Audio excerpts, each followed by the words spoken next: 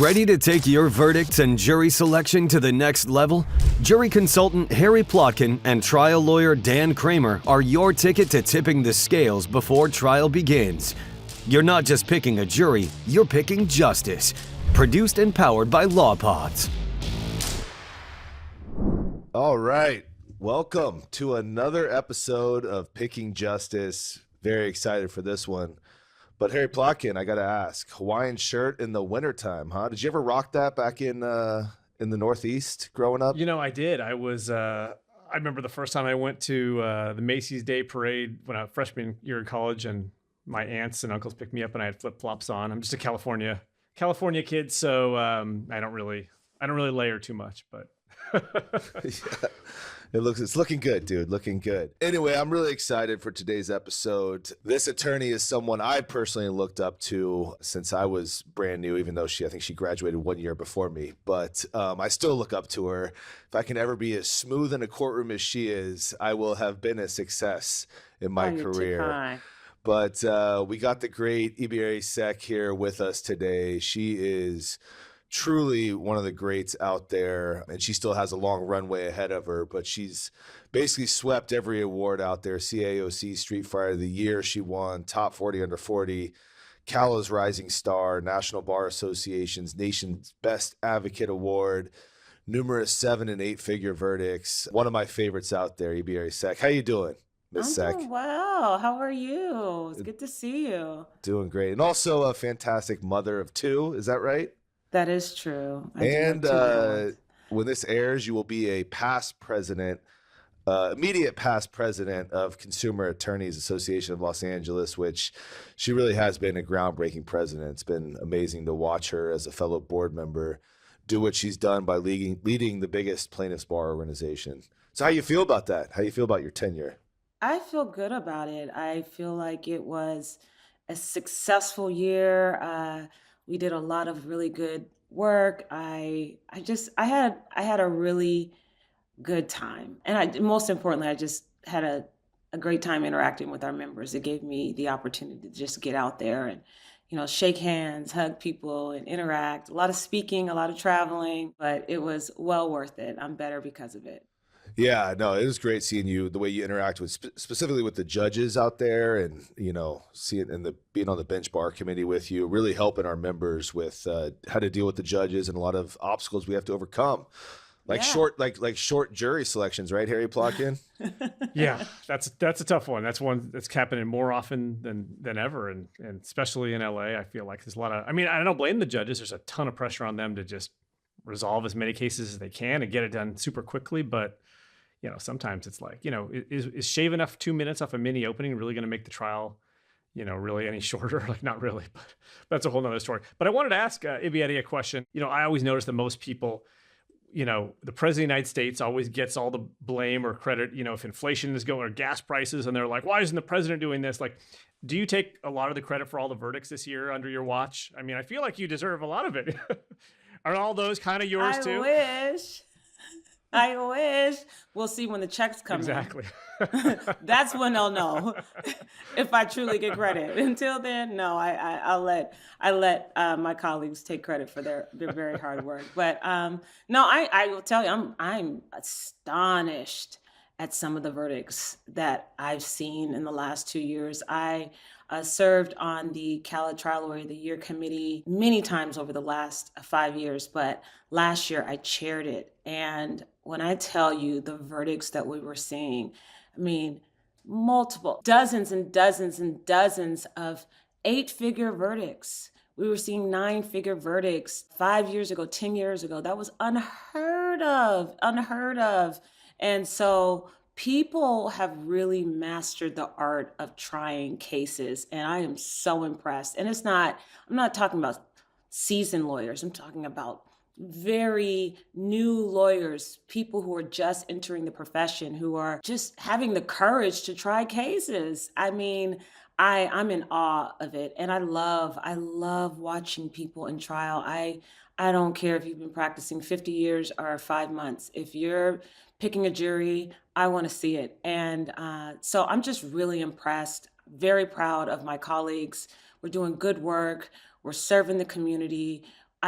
we're holding corporations and institutions and entities accountable. So it's just good all the way around. I think Love Harry it. Plotkin was responsible for like 60% of I think he picked 60% of those juries. But I do want to ask you more directly, because you see it, Ibiere, on you're obviously friends with all these trial lawyers. You hit these verdicts as well. Do you think the change is, or what you're seeing these bigger verdicts recently, do you think it's that the education for trial lawyers, such as things like this podcast, what CALA does, COC, many other podcasts out there, that plaintiff lawyers are just being educated better? You think jurors are different? What's your theory? I think it's all of the above. I think that the culture has changed. People are viewing money differently, right? You used to try a case and say, we asked for $1 million. Justice is $1 million. People are like, wow, $1 million, gosh. And they think, we don't want to make that person rich, a millionaire, like a millionaire. Now people are talking about trillionaires. We have multi-billionaires. It's not, people see money differently. They recognize the value or the lack of value of the American dollar.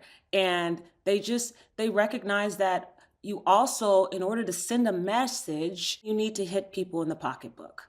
That's just the reality. The kind of work that we're doing, we're not making people uninjured, right? We aren't reversing time and preventing a tragedy from happening. What we're doing is we're sending a message. We're righting wrongs, we're making people whole, and we have, I think, gotten better at explaining to the jury why it is important to appraise the value of people's harms and losses in a meaningful way. Not just being flippant about it. Oh, it's, you can't bring such and such back, or, it doesn't change things. No, actually your verdict speaks volumes, and it will send a message to people and remind them that when you harm someone, you have to be accountable for it. And we have to do the hard work of putting a value on it. I think that our attorneys have gotten better at saying it, right? They've gotten better at giving examples of how you do it. And when we see those verdicts, people tend to they're more courageous about trying cases, and jurors, they're reading about these verdicts and they say, oh, okay, that's not, out of the ordinary for a $50 million 100%. verdict. And what I love what you said about, like, even in cases without punitive verdicts in the case, I think trial lawyers are getting better at explaining to jurors why, even though it's not going to help necessarily fix this person, it really does make a difference to preventing future ones. That's every time I get a big verdict, even though it's not going to help necessarily the plaintiff completely, I feel like it's going to change, it's going to help people down the road. And one of the things I like to do in voir dire, and we can talk about this in a minute, but is talk to jurors about, like, this idea that, if you don't put the proper value on something, does that affect how safe and careful people are? Like, if you're in a store, sometimes I'll use this analogy, and, like, there's this vase and it says, like, it's got it says 30 cents on it. You think people are going to be careful around that vase, or if it's a super important to you, shouldn't you put a high price value on it and a price tag on it? And so it's kind of the same thing, where people are kind of getting, like, if we put the proper value on a person's quality of life, then maybe, hopefully, people will be a little more, companies, people, drivers will be more careful about, actually protecting, because you're not going to knock something over. You're going to be careful if something's worth a lot. So Harry, just for my own education, how are you directly having the attorneys that work with you ask that question? Like what is the way, how do you present that concept in a simple way to the jury? I don't necessarily have the attorneys I'm working with do that in every case, but I have in some cases, especially if the jury's not getting it and they're focused on, well, how's this going to help the person or whatever. But just to say, you're going to have to put, like Ibiere said, you're going to have to appraise the value of something that we think is very valuable. And one of the things you can talk about is, you can say, what are your thoughts on whether, for example, it's important, putting a proper value on something like a price tag actually helps, for others to recognize, how careful they need to be with that, whatever it is, and you can use that example of a price tag in a store and something in a store, like, are you going to, if there's a price tag and something says $20,000 on it, are you going to make sure your kids, hey, don't screw around with that, stay away from it. If it says 10 cents, you're going to be like, whatever, kids, do whatever you want. You can play football in the store. So, just giving them that analogy for them to give them something to think about. But giving jurors, I mean, that's one thing that's so important, I think, with damages, giving them reasons, motivations to give big damages and why, other than because if all they're left with is like, well, how's it going to help this person? And I don't understand how $10 million is going to make a difference to this person. That's not enough. But if you give them, and there's a million different ways to give them different reasons, but that's just one of them.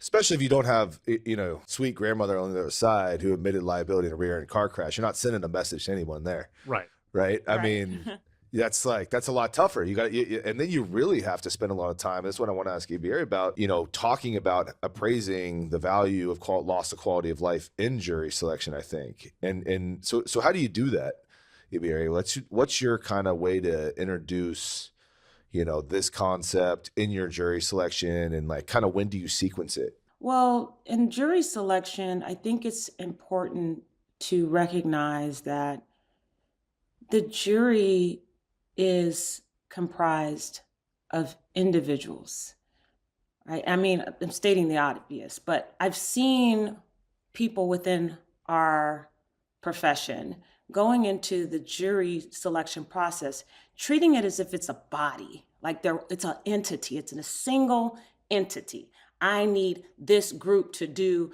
X, Y, Z. I get that. My approach is slightly different. I see it as very unique individuals who have very unique experiences, that each have very deep held beliefs. And I need to do what I can to make them feel like they are an integral part of this process, and that they are simply put on this earth to complete this one task, which is right a wrong, and that they have to feel so invested in it that they're willing to sacrifice their time, take time away from their families and their jobs, and feel good about being there, so that they really do feel like they're a part of a larger process, a larger mission, right? A larger mission. So when I talk about these concepts, I'm looking at the individual and I'm wondering, what is it about their life experience that is similar to the experience of the person I represent? So when we're talking about the human harms and losses, we are asking the jury to put a value, appraise the value of that individual's harms and losses. But if the jury doesn't relate in some way to that, if they don't know what it feels like, or they can't imagine someone taking something of value away from them, then they really have no purpose they can't serve their purpose on the jury. So when we talk about harms and losses, I want people to start thinking about the things in their lives that are priceless, that are invaluable. Even if I don't ask them directly, and a lot of times I will ask them directly, what's important to you? What does good health mean to you? What do you wake up every morning hoping you can do? Who do you look forward to seeing? What do you want to do when you retire? What would be one thing that you would want to be remembered for, right? Those sorts of things. I want them to really start getting into that, feeling it. So then when we start talking about damages in the case, or the losses in our case, the jury can't help but think, wow, what if that were me? What if you took away my ability to dance? What if you took away my ability to sing? What if you took away my ability to hold my child? What if you took away my ability to travel? All those things, they start to really say, oh, wow, that's major. That's worth a lot. So let me ask you, and that's fantastic, by the way, but with those types of questions, what do you want to be known for? What do you like to do? Right. Whatever, like those things, are you looking for answers that may indicate the person is not a good juror? And then what would an example of those be? You're not. Not at all. I'm not thinking about whether or not they're a good juror. At that point, I'm wanting them to feel something. I'm beginning the process of building empathy, right? And understanding and connection. And recognizing, right, like the things that are incredibly valuable to them Yes. too, not just, hey, we're here to hear about somebody else complaining about something, but we all have these things, right?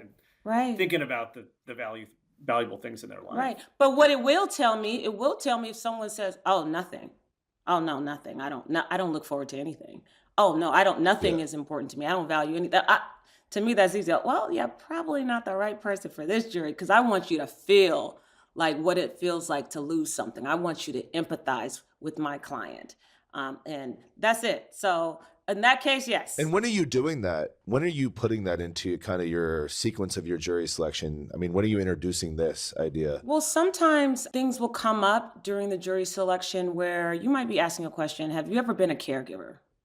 Right? Have you ever been a caregiver? Have you ever had to care for someone who's suffered an injury, an elderly parent? What was that like? Right? And then, you can get into that process of talking about what it means to actually see someone suffering, right? And then you ask the questions like, well, what were some of the things that that person could not do that you found yourself having to kind of step in and do? And what was it like to see that person not being able to do those things? And how important is it to you personally to have good health? And what do you base that on? Well, I base it on because I had to take care of my grandmother who had amnesia, and the fact that she couldn't recognize me. That was devastating. Or that she could no longer leave the house. And it's like, well, what would that for the rest of you? Let's talk about this. What are some of the things that are important for you to be able to do each day? What are the things that we sometimes take for granted? Just having an honest conversation. Most of the time, it's organic. It just comes up, and I'm like, oh, good time to talk about this. And then where it isn't really flowing, maybe I'm trying the case with someone else and they've probably primed the jurors. I can kind of come in and just ask the question directly. And I just say, frankly, I want to ask you all about just, we've been talking about the value of good health. What does it mean to you? What does it mean to you? And just have a very easy, simple conversation. And you'd be surprised. People love talking about themselves. They love talking about the things they love to do. And then you just go and then everyone's raising their hands like, oh, me next. Let me tell you about gardening. Oh, wait, tell me about fishing. Let me tell you about bird watching and all these things. Yeah, and that's how it works. Right. And they love you for talking about that. They come in, I think, thinking like, oh, this is gosh, I hate being here, and now I gotta talk to some lawyer who's probably gonna try to trick me or just use me in some way or manipulate me. And then you're actually interested in talking about what matters to them. I mean, most jurors really, really love it when you do that, and they're like, oh, this person actually cares about me and listening to me. Most human beings do. I mean, Dale Carnegie had a whole industry based on just, learning people's names, and people love talking about themselves, especially this. And it's something that no one really thinks about that often. Like, what gets me going every day? It's often your kids and all that, but it's a great place for the trial lawyer to be in and really disarm, take that barrier down. I love it. Let me go through. I just want to share with you guys the one. I know, Dan, we've done this a couple of times in our cases before in jury selection. But the one little twist I like to put on this one, because I know a lot of buddies like Bob Simon, who's going to be joining us not too long from now. I know he loves to talk about what are your passions in life and things like that. Here's the twist that I've put on it that I really find helpful. I love to ask people, do any of you have a passion in your life? Whether it's a hobby or activity or whatever it is, that if you explained it to a stranger, might seem silly or unimportant to them, but means a lot to you. What is that? And then they talk about it, and they talk about, and now they light up and they talk about those things. But the key in that last part of that question is that then you turn it around, you hear from a bunch of them, and then you say, now in this trial, you're going to hear about some of, this plaintiff's passions in life. Can everyone here decide for yourselves how much those things meant to him or to her, even if you're the kind of person who, like, let's say you're plaintiff, and I've had this, loves ballroom dancing or marathons or something like that. And probably a lot of your jurors will be like, if you didn't kind of pose it this way, they'd be like, we had dragon boating in that trial. We did dragon boating. I didn't even know what that was. It's canoe racing for those who don't know. And that was her thing. Yeah, that was the plaintiff's passion. So I love to say, can you decide how much these things meant to her, even if you're the kind of person who, frankly, and this is always funny, who would probably like, hey, Dan, or hey, Ibiere, like, I would pay thousands of dollars to never run a marathon in my life, or like, I'd pay you $100 to not have to ballroom dance or dragon boat or whatever. Right. And they get it because you've already put that in their mind that like, strangers probably would hear your passion and think like, that seems silly, or that doesn't seem that important. And then they think about those things as that's like my version of whatever it is that I do. And I've heard, and you hear these charming stories from them, but I think that little twist is super helpful if you have a plaintiff whose passions are frankly something that, a lot of jurors are going to at first might think like, oh, that sounds kind of dumb. Or I think it's true across the yeah. board. I mean, I Yeah. think it doesn't matter even if it's like some, off the wall or out of the ordinary type of hobby. It's because what we're asking the jury to do is to praise the value of the harm and loss to the plaintiff. And it's not what that individual juror thinks it's worth to that individual juror, right? That's the key. It's not what you think it's worth for you. It's what is it worth? What is the value for the plaintiff? And so to your point, right, if we're talking about someone who restores antique cars or ballroom dances, or we can think of any number of things, to the individual juror, not such a big deal. But if I'm doing my job right in the trial, I am demonstrating that this is such an important part of that person's life, their identity, their existence. It is directly connected to their happiness and their purpose. Then that has incredible value to the plaintiff, and your job is to appraise it, not what it's worth to you. That also does Okay. two things, because inevitably, I mean, in every single verdict, decent, good verdict, whatever I've had, the appeal always has something about golden rule in there. And then this is Yes. like, this helps you protect, because I guarantee you're going to say the same thing you've preempted in jury selection, opening, and then in your closing, you're going to say it's not about you, it's about the plaintiff. That protects the record from like, look, Your Honor, I mean, or the appellate justices, whoever, I was literally telling them they can't consider it for themselves. It all is about the plaintiff. So it's another good reason to do that, I think. And I think too that I've heard jurors will come up to them and talk about hey, now, I had one recently where this guy's passion was like RV camping, and they're like, you're gonna get the most amazing dope RV, $1 million RV and everything. And so they're super invested in whatever it is the plaintiff loves and what their passions are. But I wanted to ask you this, because I used to hear this more often. Jurors would just, back in the past 10 years ago, they would bring this up on their own when you talk about things that someone can't do. I don't hear this as much, but I'm wondering if you ever ask this. Do you ever turn around and ask him? Because does anyone feel like just because, you lose the ability to do one thing because of an injury, you should just kind of pivot and find something else? Because I used to hear jurors on their own say that. They used to say like, well, like if somebody can't play golf anymore, like suck it up and find something else that you love. I mean, like my uncle was paralyzed in a crash, and he now loves, whatever it is, something else. And, now he fishes all the time, and he's just as happy. And I don't know if I would want to necessarily plant that seed in their minds or not, but do you ever deal with that? Or I do you do. I don't ask it, but it almost always comes up. If I'm curious, I might go down that road. But we have to understand that people are thinking those things because we're resilient. Humans, we're resilient. We're solution oriented. We're always trying to find a way to do, make things work. So if you can't do one thing, the expectation is find another way to do it or do something else. So for example, I might have a client, and this is, I don't know, I can think of so many examples, but this is the first one that comes to mind. A client who, because of her husband's injury, okay, I represent plaintiffs in loss of consortium cases, usually the so-called non-injured spouse, the non-physically injured spouse. And so say, for example, the issue is the couple is not as intimate or can no longer be intimate, which means that they cannot pursue their family planning goals. They're not probably going to have children or anything like that. So, jurors it could be anything like that. The argument might be, well, now they can no longer have children, either because they physically cannot procreate, right, because of the injury, or they just are no longer, they don't have the intimacy. Jurors will think, well, if you really want to have a family, there are ways to have a family.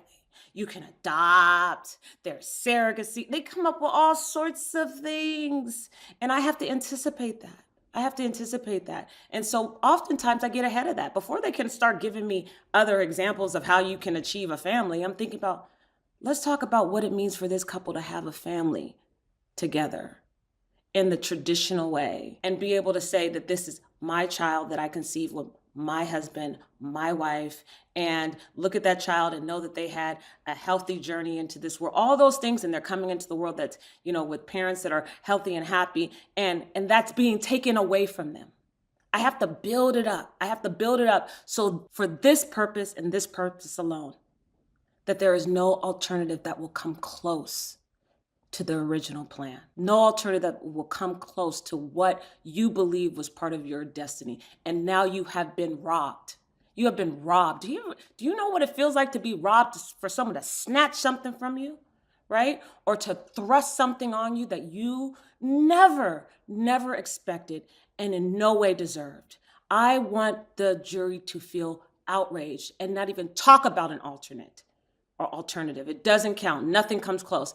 And if you're going to give me a plan B, pay my plaintiff for the humiliation, the inconvenience of having to endure a plan B.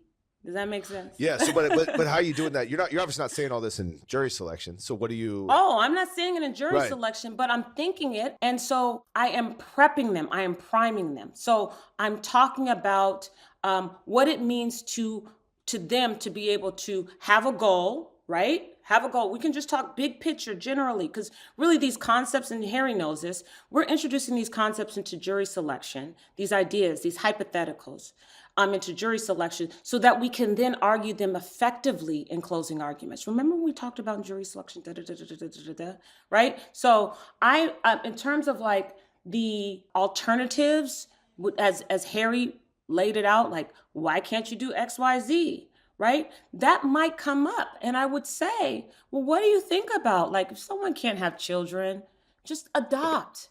I guarantee you there will be a person on the jury say, no, not the same thing. Why isn't the same thing? And someone will give it to you. This is the beautiful thing about a jury. Someone will always save you. Someone always has the so-called right answer. Why isn't that the same thing, juror number 7? Because, tell me more, number 7. Because anyone else feel the same as juror number 7? Yes. And they continue to give you answer upon answer, and they go deeper and they go deeper, and you take that little thread and you go someone else. That's all it is. And I'm just listening. I'm listening. Or I might say, what is it? Does someone feel differently? Another juror will always save you. The important thing about jury selection, you have to know where you want to go. You have to know what you want people to talk about, what you want people to feel, and you have to somehow get them there. And if you can't get them there, then you have to be very explicit. You have to ask the question that Harry posed, and I would pose it just like we talked about here. You know what? Let me give you an example. Someone can't have children, right? Some people might think, no big deal, adopt, surrogacy. Someone might say, you know what? No, that's not really what I signed up for when I chose my partner and got married. Okay, where do you fall? Let's talk about that. That's it. It's that simple. It's not that different from, so I pick a lot of juries in like sex abuse cases. And one question I think is always important to ask is, has anybody ever seen someone who was the victim of sexual abuse or molestation or whatever, sexual assault, whatever it is in the case, and kind of rebound and live a totally normal, happy life? Or do you feel, and for the rest of you, anyone feel like that's something that's relatively easy to do? Because those jurors are just deaf. They're like, oh yeah, this happened to them and that's terrible, but why are they damaged now? And so, but you could ask that question for any case. You could ask it for a personal injury case, just about, basically, what are your thoughts on whether, somebody's passion is taken from them because, or, ability to have children or whatever it is, should just be able to, rebound and find something else and live just as good a life, or not. And I guarantee you, especially these days, you'll get a lot of jurors saying, no, and let me tell you why, and giving probably, angry speeches, kind of like Ibiere was just giving in her closing, and be like, let me, and Ibiere's like writing it down, like, this is a great closing, or that's what I was going to say in my closing. But you do want to find those people who are just like, people are so resilient that, nothing should faze you. And there's always a plan B that's just as good. Because we don't want those jurors who think, because that's not true. But I see a lot of, maybe this is an LA thing, I see a lot of people on the jury. Anytime I see someone who's like a life coach or something like that, and I've seen it a bunch of times, they think that they're like, giving someone money for emotional distress is actually harmful to them.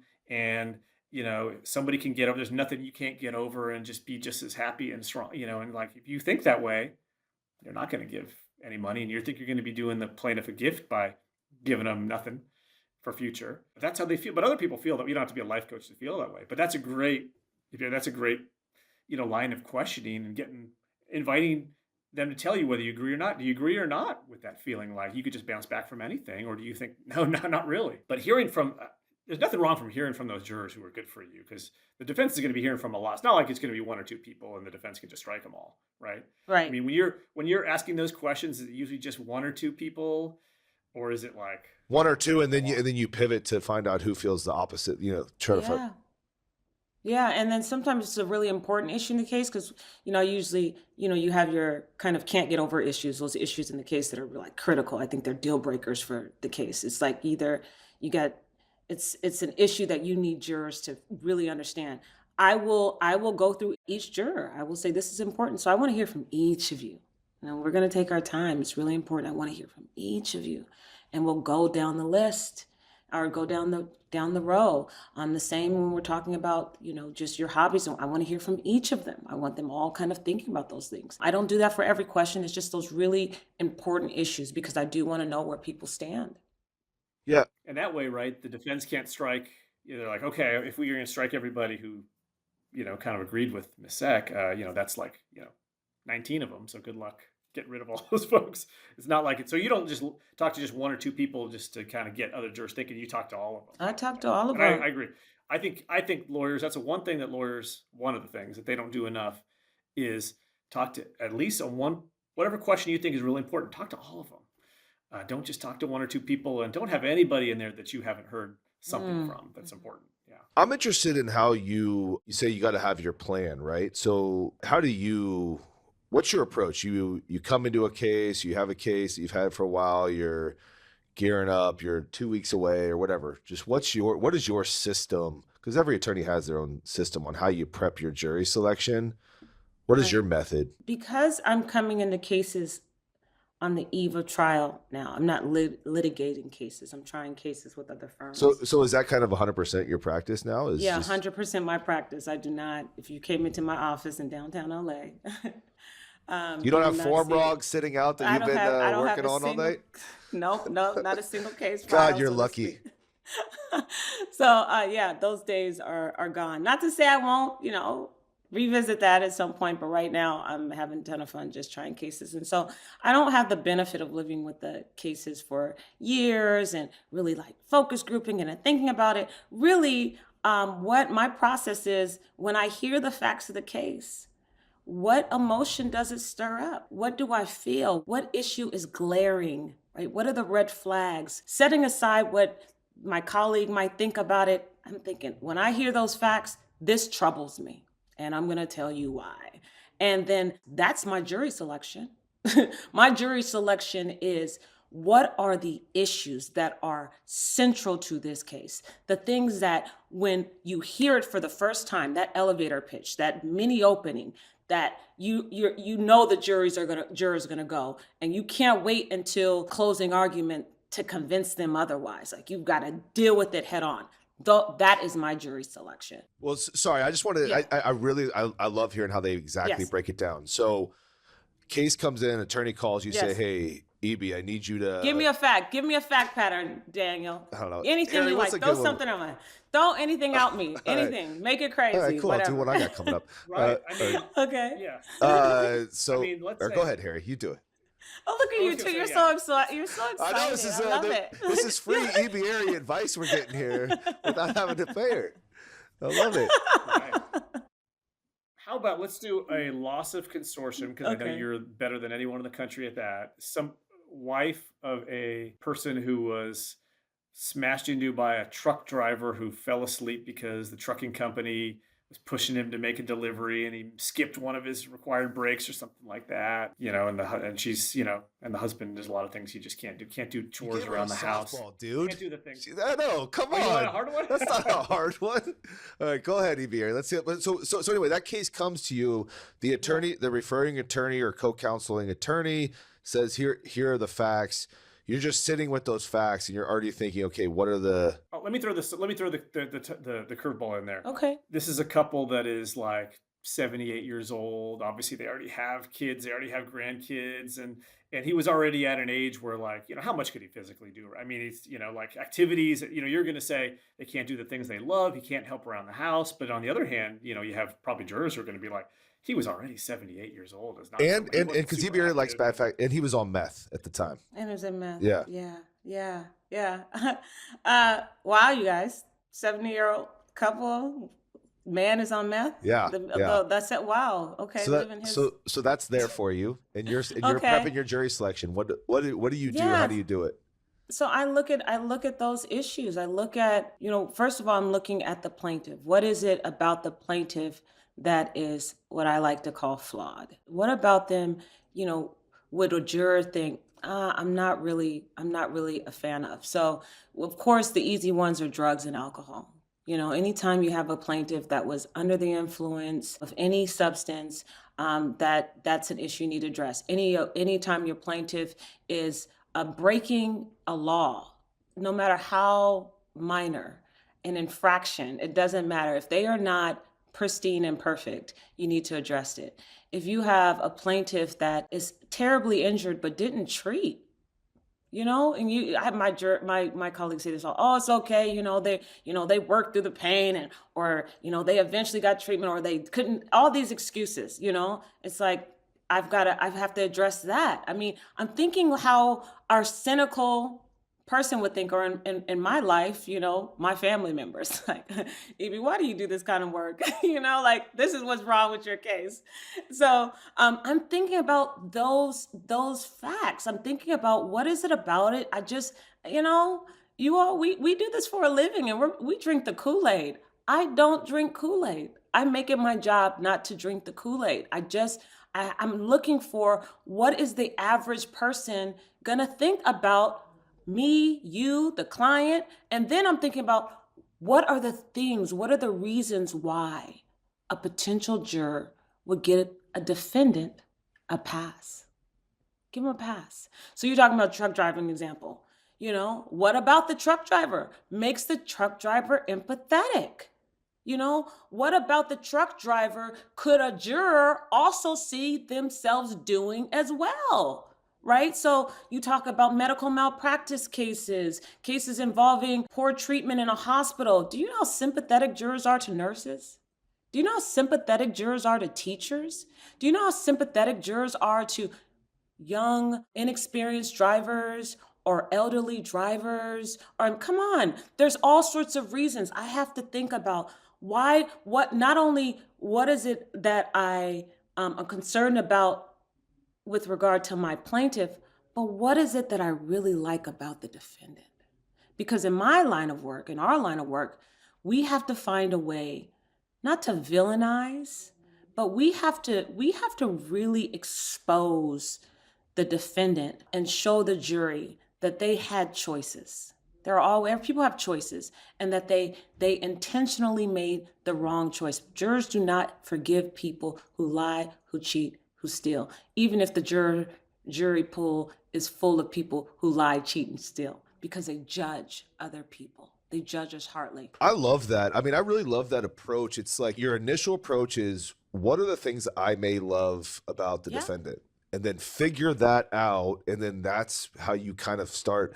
I think if you came from that, I've never really thought about it that way, but starting your jury selection planning from that perspective really gets you to a good place, I imagine, because then you're crafting your questions, and then so explain how you get to the point where you've got your questions that you're gonna. Once I start figuring out what these issues are. I mean, I have a pretty kind of like matter of fact approach. I like Harry's approach too, because he kind of gives you these really detailed questions, and he sets it up, and he's like, he tees it up, and then he's like, okay, there's the question, and depending on my mood, I'll do that. I'll kind of like, okay, let's slow walk into this. Like, let's dance into this. And other times I'm just to the point, frank. Listen, I saw this case when I first saw the facts, or it could be any issue, because sometimes I'm a little careful about talking about the specific facts of a case.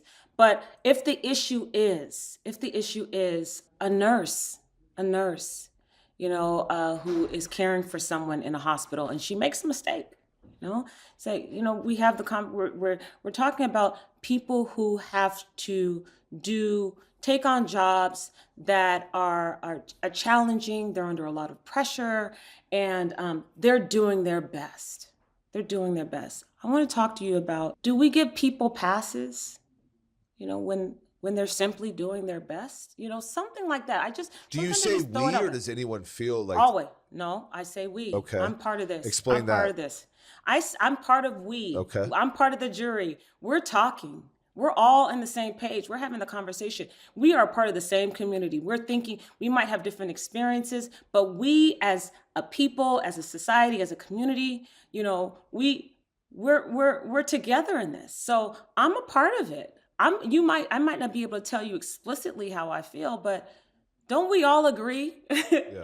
Don't we all agree? That's really what I'm trying to do when I'm with the jury selection, in the jury selection. And then another thing, this is something we haven't really talked about. One of the reasons I'm so frank and so plain in jury selection, because I think we lose sight of the fact that we are just talking to people, right? We are just having simple, I would hope, simple, honest conversations.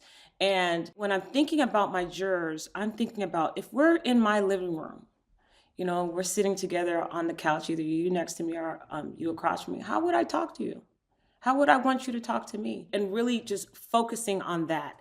If I'm doing my job right, the jury is comfortable enough with me that they forget that there are 40 other people in the room. They will forget there are 40 other people in the room and a judge with a black robe on, and they're just talking to me. And I'm hoping that they reveal parts of themselves that they would not normally reveal to someone else, a stranger, or in the company of strangers, because they're comfortable enough with me to know that I'm not going to judge them, right? I'm inviting this. And, this, and it's easy. So that's how I kind of approach it. And I hope I answered your question. I may not have. You did. Well, you answered it with even better stuff that we're gonna explore a little more here. But I want to quickly thank our wonderful sponsors who helped us, kind of get this off the ground. And we think this is really going to help a lot of attorneys out there who, are scared to try cases, because frankly, jury selection is one of the scariest things to do. My first many trials, it was like, oh man, you get a bad answer and you don't know what to do. So I want to thank the people who helped sponsor this and get this off the ground. KW Court Reporting, Cameron and Whitney, really wonderful, wonderful people, great company. As I've said before, I don't go to trial without them. They are on it. They are always, their court reporters are excellent, give us real-time dailies, everything we need till late at night. Really fantastic company. Ibiere, Cameron and Whitney, I assume. I love Cameron and Whitney. Then they love me. Hi, Cam. Hi, Whitney. Yeah. And then also want to thank Tori Owens Structured Settlements, another guy. What's so important, I think, as a trial lawyer is you want the people you work with, that you partner with, that are going to be there all the time, whenever you need them, frankly. And Tori is he's texted me this weekend. We're working on a structure. My client didn't want a structure, but want to structure part of my fees to put away. And he's hooking it up. He's working with me like late at night. It was his birthday. He was helping me, texting me. Just someone that's always available. And Tori Owens is always there. I know he's a friend of yours too. I'm a fan. He structured my cases as well. I remember meeting Tori when he first started out. Came to my office as a right when he hit the ground running, and I remember just thinking, wow, this guy is young, and I love the ambition, and I've been working with him ever since. He's a great guy. Yeah. And then last but certainly not least is Verdict Video. Harry, let's talk about Kelly here. Kelly, I just saw Kelly. She's doing some a wonderful work for the Cala Gala. She does our videos, and I've known her for years too. Gosh, you have all my friends here. I know. Yeah. All my they friends. heard you were doing it and they signed up. Only great people, only great guests, only great sponsors. Kelly, the funny thing about Kelly and Verdict Videos is that this is a podcast about trial lawyers and how to win your trials and pick a good jury. But it's kind of weird that Kelly's here, because it's like Kelly's the person you call if you don't want to try it. You want to settle a huge settlement. Honestly, I don't know if I would call if I did not want to settle a case. There's no reason to call Kelly, but if you do, Well, she does. I mean, day in the life, she can get the evidence. I mean, I'm going to use her right now on a day in the life, for trial.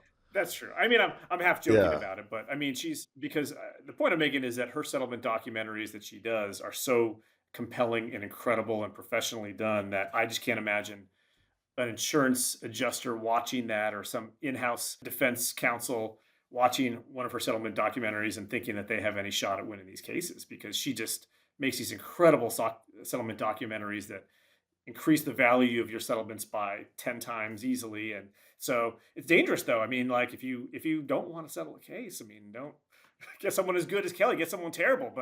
But Kelly is amazing at her. But yeah, you're right. I mean, she does amazing day in the life videos for cases that really can give them jurors an insight into what the plaintiff. It's one thing for a plaintiff to tell what their life is like or what their loved one's life is like. It's another thing to show them. So yeah, 100%. You should be doing more. I don't see nearly enough day in the life videos, and jurors, frankly, jurors do not respond well every time I prep witnesses to when somebody says, my husband's not the same person anymore and he's just this or that. And then they're like, jurors are like, well, why should I listen to you? I mean, you're not totally objective. And it's easy to say that, but if you show it, it's a whole different story. And so, if you're looking for something like that, call Kelly Deutsch at Verdict Videos. They're just incredible. Yeah.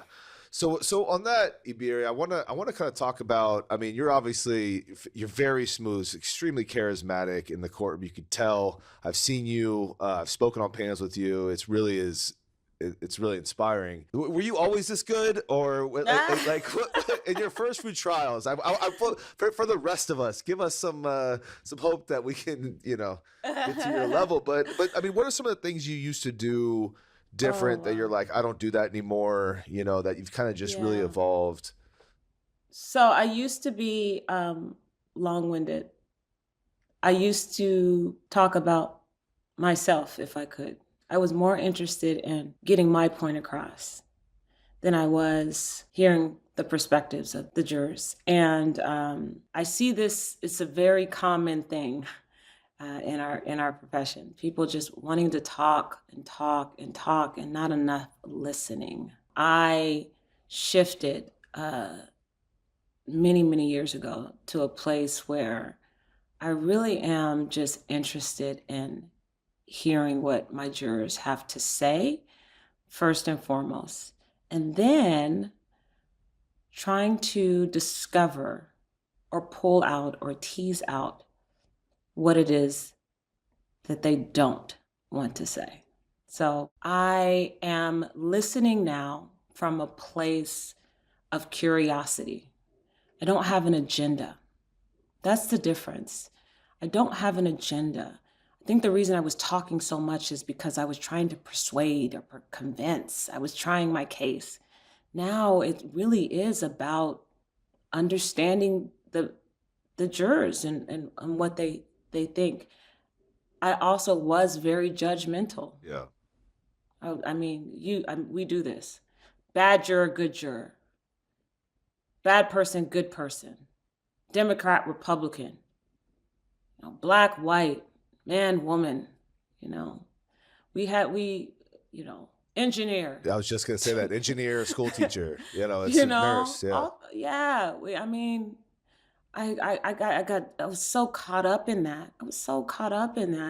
And I let that go. I let it go. I mean, I leave that for the people who you pay to figure all that stuff out, whether or not someone actually thinks the way they think you think they think, right? Versus I'm really, let them tell me. Let them tell me. I also, when I say that I'm focused on what people are not saying, I really am thinking about, or I'm interested in finding out what people's values and beliefs are. And so when someone says something, we have these conversations with the jurors, and what we're so focused on, and we're writing the things down, what they say, the facts, right? The fact, they say, I believe this, or I think this. What I'm focused on is not what they're saying, but where that comes from. What is that rooted in? What is that based upon? What in your life experience has brought you to this belief? Tell me about it. And then if they can't articulate it, this is why language is so important for me, is that I have to be able to articulate the things that my jurors are not able to articulate. So what I'm hearing you say, juror number 7, is, please correct me if I'm wrong, but what you're saying is, or am I wrong to believe that you are saying this? Like I'm putting words to their feelings, their emotions, their beliefs, their values. Like loyalty is important to you, right? Honesty is important to you. Right? Accountability is important to you. I also study the words emotion, not just sadness and anger and grief and all these things, but I'm trying to figure out all the complexity of emotions. This is what we're doing. I also spend a lot of time in silence, like we don't always have to fill the space with words. I have found that sometimes if you're just quiet with the jurors, you give them time to think and you give them the space to speak up if they have the courage, and so I do that a lot more. And it's worked well. Yeah. I think one of the most important things that for all the listeners is just saying, don't come in there with an agenda, because Harry and I have talked about this many times. My agenda too, like yours, was to really, I was probably fearful of the jurors, of the jury as a whole. And I would think about them as a whole group and I'd be scared of them. They're going to hate my case and all that. And then that would lead me naturally to just try to get as many cause challenges as possible. And if I'm going in trying to rack up as many cause challenges as possible, what I've done is just kind of probably underselling my case, talking about all the bad shit in my case, and then not really giving the good jurors an opportunity to see the good in my case, right? And then sometimes I would get, and Harry and I have talked about this, good jurors maybe off for cause because they said something with the way I was kind of coming in, with the way I was presenting my case. And so I think not having an agenda is also, it's liberating for the trial lawyer, because there's kind of that less pressure on your back and you're just there to meet new people and get to know them. You have your plan, and I think a plan is different than an agenda, but I just can't agree with you more. And again, it's important. Always have a plan, like Ibiere is saying. You have to prepare. But an agenda is something different. Harry, what are your thoughts? Yeah, if your agenda is just to hear from everybody, introduce topics, and not prejudge, like maybe this jury's going to be great and they're all going to give you great things and you're going to like them all, or maybe they're going to be a lot of bad jurors, but don't prejudge it. Just if your agenda is just, I want to hear from these people and assess them, and you're going to get a good jury, because then you're really listening to them, and then you're really figuring out, is this okay? You're telling me this and that, but is this person open to what I'm saying, or are they? I've seen too many lawyers sometimes come in there, and the first chance that they get, try to get someone for cause. They're like, someone's like, well, one time my uncle, I think he got sued in like small claims court, and they're like, they jump on it and they're like, so does that mean that you're not fair to, you can't be fair? And then the person, and you get one or two things, right? You either get, I guess you're right. And then you just chased off somebody who isn't necessarily a bad juror because you sort of weirdly prejudged him, or you get like, no, why do you, and then they're annoyed at you. You're like, why are you attacking me? Why are you cross-examining? So you just got to listen, and you get, they'll tell you if they have a problem with something. And not only that, it has another effect. It has a chilling effect on the rest of the jurors, right?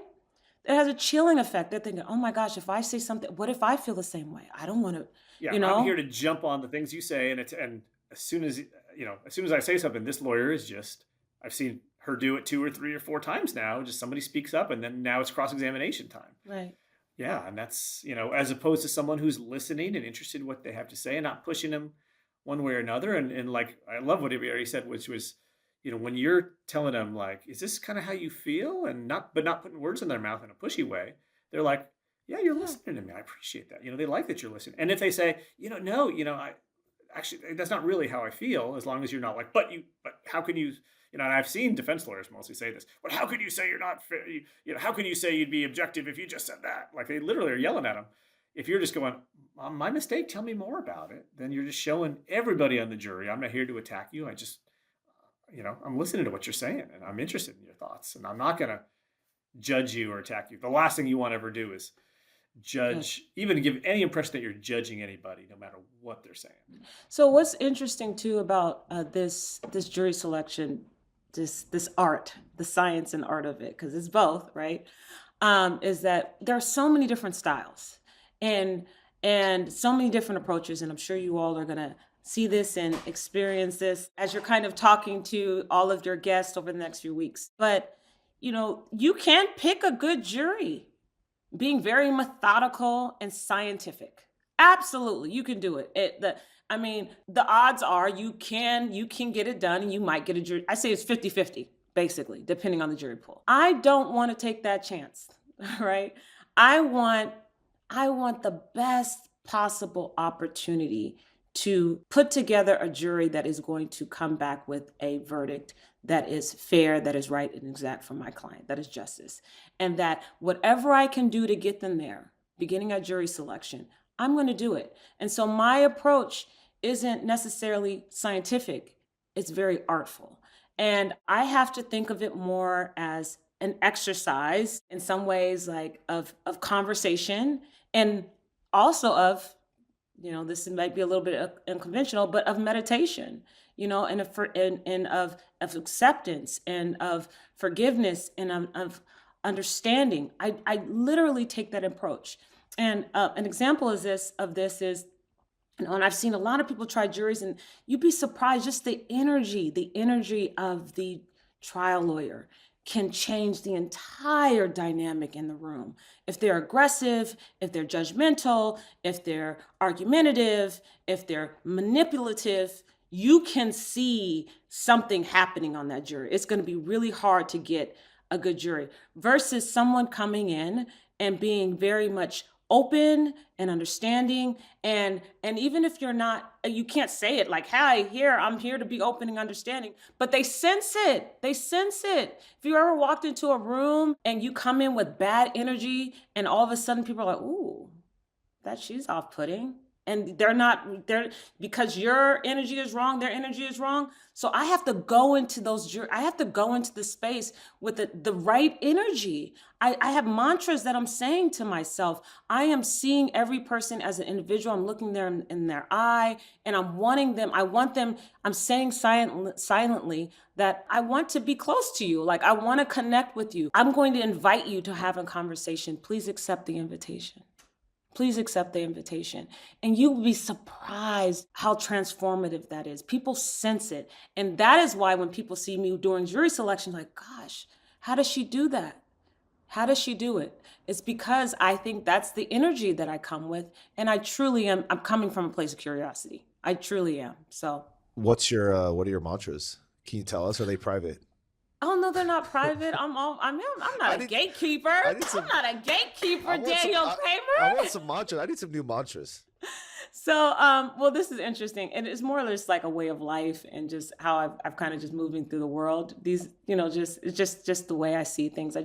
I really am trying to be more open, and I want people to feel comfortable around me.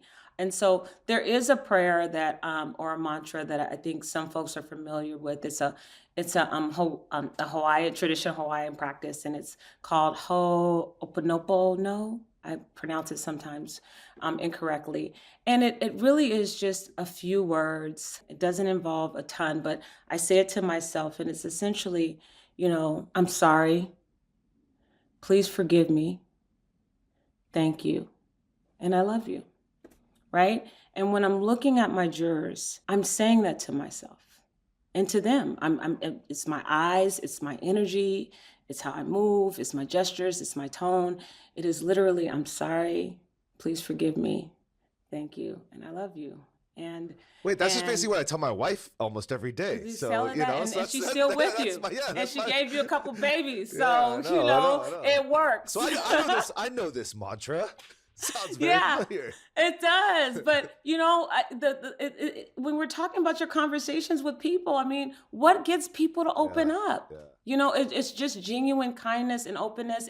And so when I say those things in jury selection, sometimes out loud, I'm sorry. We might have gotten off on the wrong start. I didn't mean, I misunderstood what you said. Or can we start over? Or thank you. Thank you. Or, and maybe not, I love you, but I really appreciate what you shared with me. Oh my gosh. That took courage. That took courage. And so that's the energy I'm moving with. And they're like, wow, give me more. And they give you more. So I think that's really effective. I think we have to remember we're dealing with humans, and people like to be around kind people. They like to be around nice people. So be nice and kind, Dan. That's good. Great advice for me. Was that targeted just? Yeah, I That noticed that. She didn't say Harry. It was. I did, because Harry's got this. Harry doesn't have this problem. Wow. Harry doesn't have this Abused. problem. No, but I do, on that note, I'm going to need some mental health. But I do think your mindset going into jury selection is super, I mean, it's just like overlooked, right? Attorneys don't treat themselves, like they don't treat their mental health going into, or their mental well-being, whatever your mindfulness, whatever space you're in, going in to that first part. Because once you got a jury, you're warmed up, opening statement, you're kind of in it, right? So your mindset's in the trial, and you got everything else is scripted, planned, like you know what's happening, generally speaking. But I think your mindset, those like that hour before, the 5 minutes, 10 minutes before, is so important, like that we overlook because we're stressed about, okay, did I have the exhibit binders? Do I have this? The judge is yelling at me. But if you get to that place where you're centered, you're in a good place, that's how you're going to, present yourself to the jury. That is often overlooked, Harry, I think. It's tough to do. I mean, because you're worried about your opening statement, and you're worried about what are these people going to say. There's a lot of stress in jury selection. And so, but just put that, not that you're putting the stress on the jurors, but take that stress off your shoulders. And I'm just here to hear from these people. It's the pressure's not on you. You're just, you have some topics that you want to talk about, but you're not having to give a speech, and you're not having to do anything special. You're just hearing from them. And when they give you something that tells you might be a struggle to be fair, what I'm hearing you're saying is that you really would struggle with this idea of, punitive damages. It just doesn't seem fair to you. Is that what you're telling me? It's like, you're just, it's not like you're not hitting 98-mile-an-hour fastballs. You're just there talking and listening and just being a human being. And so, practice being a human being, I guess, is the best way to practice. And also let go of fear. We're so afraid of what a juror might say. Like, I would tell myself, what's the worst thing someone can say to me? I hate lawyers. Your client sucks. You look fraudulent, right? Like, there's all you think about. What I used to be afraid of, like, my biggest fear is like, what if they don't say anything at all? Yep. What if I walk into the jury room? I can be fair. And I start. It's like, and they don't tell you that's scary. So what do I do to prepare for that? I found ways to get people to start talking. I am not afraid of a jury never talking. That will never happen again. Well, so if they are, I don't care about it. So they are, and you've done all your great stuff, and they're still just kind of like, they're just not really opening up. What's your move? My move is, someone please talk to me. This is hard. This is hard because I have one job. I have one job in this moment right now. It is to find out whether or not this is the right case for you. And I can't do this without your help. Will someone please help me? Someone please help me. And then if they don't, please, juror number one, I know this is hard. This is, you're the first, but let's just have a conversation. Can we talk? Yeah, talk to me. No, really, in the same way I do if I were out, talk to me. And people do. No, people want, I believe this. I could be wrong. I believe this. I believe in my heart of hearts, every case that I try, the jury wants me to win. They're rooting for me. They are rooting for me. And so as I'm looking at these people, help me win. Help me. I do believe that most people like me. Most people want to be around me. Is it true? Doesn't matter. It's what I believe, And so I move with that energy. And what I have found is that, yes, they do. Nobody wants to see me struggling. And you don't want to lie to me because I'm not lying to you. I'm honest. Can you be honest with me? Like, it really is that. And so I have found that, and we have to just explore what it's like just being around people, being comfortable around people. If you can't talk to people, why are you trying cases? That's my thing. If you can't talk to people, why are you trying cases? Give it to someone else. I do this because I love the work. I believe it is righteous, good work. And I genuinely like people. And I think that people genuinely like me. So we do have to wrap up. My final question, Ibiere, are you going to run for president in 2028? No. We need you. This country needs you. This country. Yeah, we need you now more than ever. 2028, Ibiere Seck. I'm You don't go calling it now. someplace. I'm calling it now. Please. Will you be my running mate? I don't think you want that. I know. Yeah. Especially not. No. Yeah. I don't think you want that. I think we'd be screwed for another 8 years. No. But this has been fun. I love talking with you all. You know, we could do this all day. Harry, I'm super proud of you. You've been doing such good work. I love the verdicts that you're getting with our colleagues. I can't wait to do some work with you in 2025. Kramer, I'm on the fence about whether or not I'm going to try a case with you. But we can talk all day. We're going to edit that out. I'm gonna. AI is pretty good now, Ibiere. I'm gonna have it, and we got your voice recorded. I know. Send all cases to Dan Kramer. I love trying cases with him. That's what it's gonna say. Good stuff. No, Well, I'm proud of you both. Good job with this podcast. I'm thank with you, Ibiere. Tons of success. I'm Thank really you. happy you're doing this. Thank you for being a part of it. Wouldn't want anybody else to be one of our first. Yeah. No, we're honored to have you. Someone like you. I can't wait to see what you're gonna do in 2025. And a shout out to Law Pods. Thank you for doing this, getting the word out, educating attorneys out there through podcasts that are directly for attorneys. We hope this helps a lot of people. We got some big guests coming up. We have Claire Plotkin, the better half of Harry, Arish Hamanpour, Bob Simon, Lourdes de Armas, Natalie Weatherford, Gary Nordick, Courtney and Nick Rowley. We got a bunch, Ibiere. You're the first fun. of many. All friends. Great trial lawyers. Yeah. So thank you all. We'll see you next episode. Thank you. Thanks. Take care. If you're enjoying the podcast, the best compliment you can give us is sharing it with a colleague who would find it valuable. For all the best clips from the podcast, follow us on social media. You can find those links in the show notes. Have a jury selection story to share? Email us at podcast@pickingjustice.com, and we may address it in a future episode. Until next time, remember, you're not just picking a jury, you're picking justice. Produced and powered by Law Pods.